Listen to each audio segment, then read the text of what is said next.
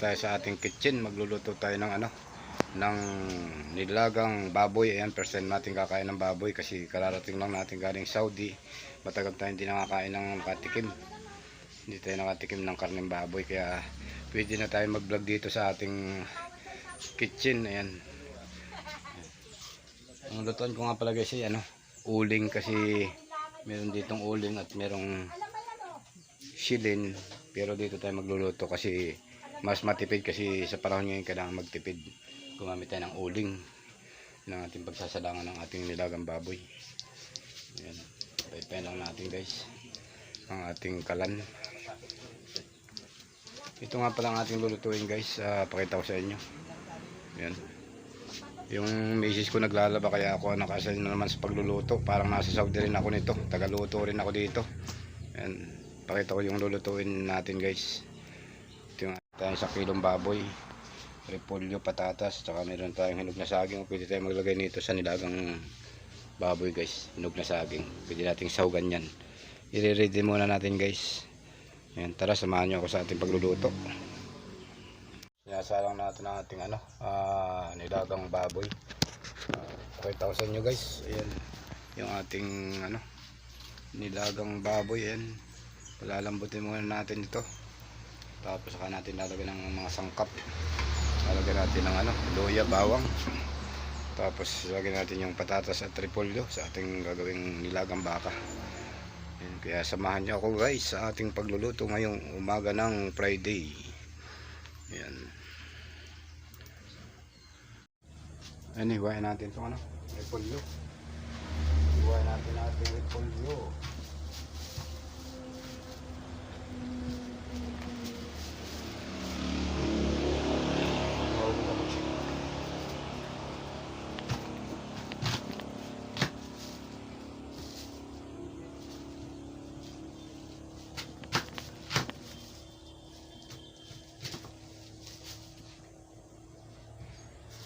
Ito ang lalagyan natin sa nilagang baboy.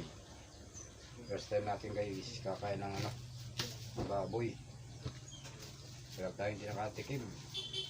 8 years tayo hindi nakatikim ng ng nilagang baboy. Bakit ang kutsilyo na huhugot ang tangkay.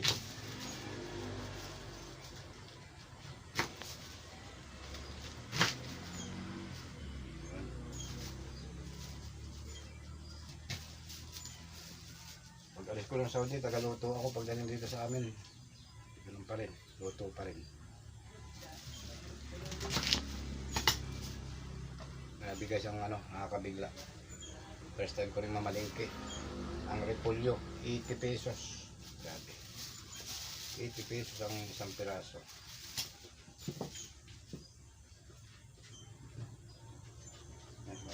Gagamit tayo ng patatas.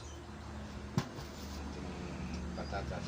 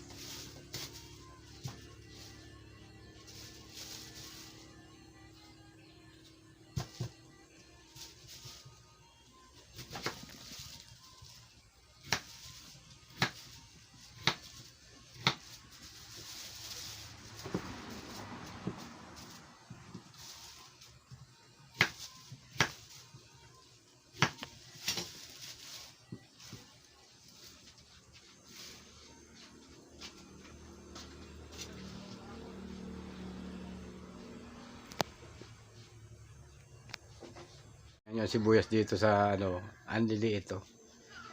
Yan. Pag maraming ano. Sa inalisa natin sa Saudi, napakalaki ng sibuyas. JP mo sibuyas to. Ha? Ang lalaki oh. Oo, ganyan. Gabayabas. Ganito katindi dito sa Pilipinas ang bilihin, no? Oh. Kailangan ganito lang budget sa pagluluto para makatipid ka. Ayan. Ito yung ating luya. Ayan, yun yung ating luya. Ayan. Pinalatang ko. Ngayon, balatan naman natin itong ano. Ito sibuyas na pulinggit.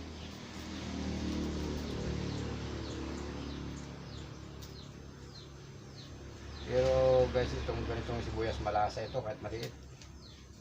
Malasa ito. Sa atin sa ano, Saudi, yung mga sibuyas na ginagamit natin hindi ganong malasa, matabang siya. Ito kasi yung mga ano, sibuyas na talagang tawag dito, parang sibuyas ano, Tagalog.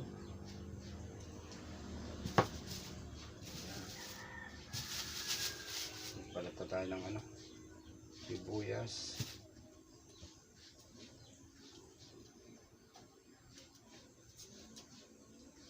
Ito natin yung sibuyas. Hugasan muna natin. Saka itong luya.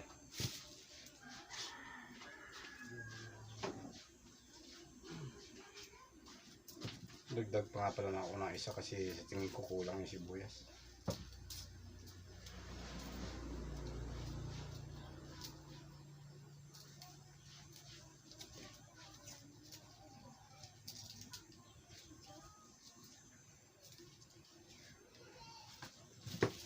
Tatlo, ginawa ko ng tatlo para malaki-laki naman.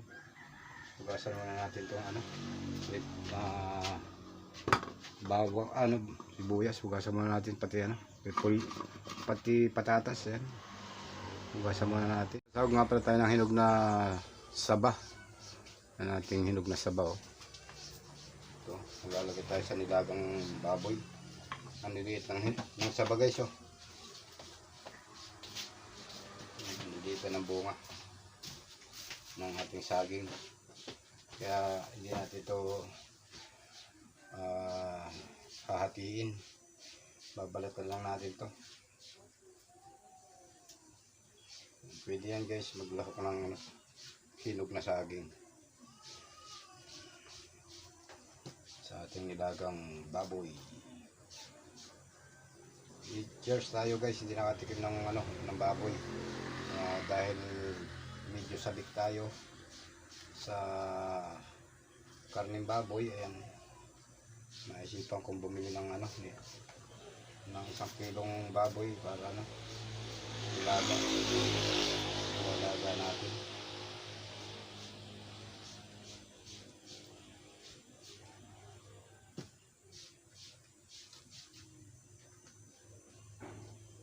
Medyo hinog na yung ating saba. Maliliit lang ito guys.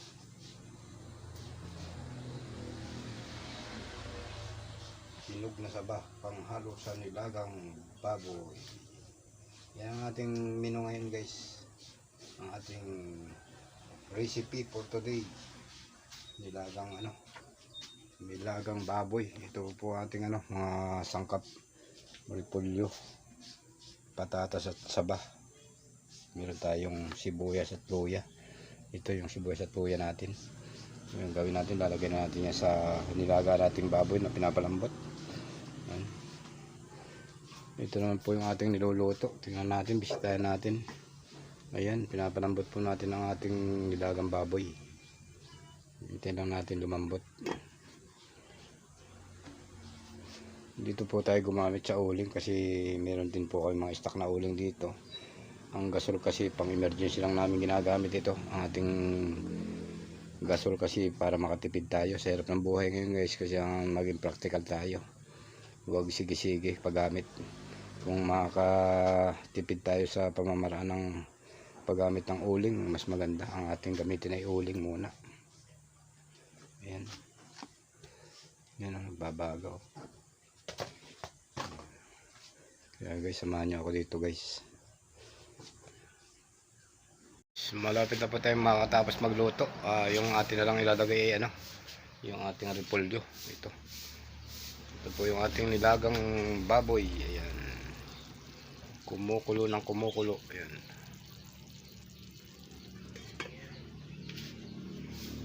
Tapos lalagay na po natin yung ating repolyo. Ayan. Binabad ko sa tubig ang repolyo nang matanggal yung pinakandagta. Ayan guys.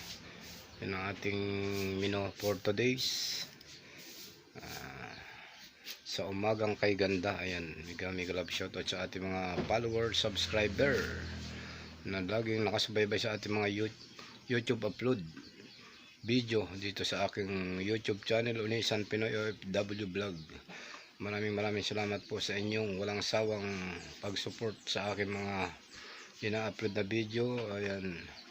Salamat ng marami guys. Nandito na tayo sa ating hometown, Unisan, Quezon. Nandito na po tayo, nakauwi na po tayo mula sa Saudi, kaya ngayon ay first time ko magluto dito. Ito yung aking first time na pagluluto ngayon dito sa ating ating kitchen.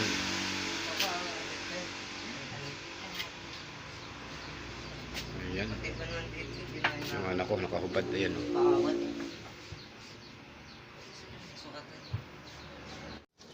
Repolyo. Ito yung last. Lagyan na natin ang ating repolyo sa ating niluluto.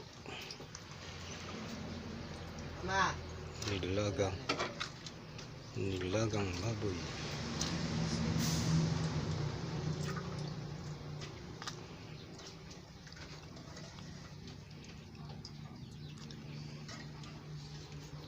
Ayan, patapos na po tayo. Takpan lang natin hanggang sa maluto ang repolyo. Tapos na po tayo magluto guys.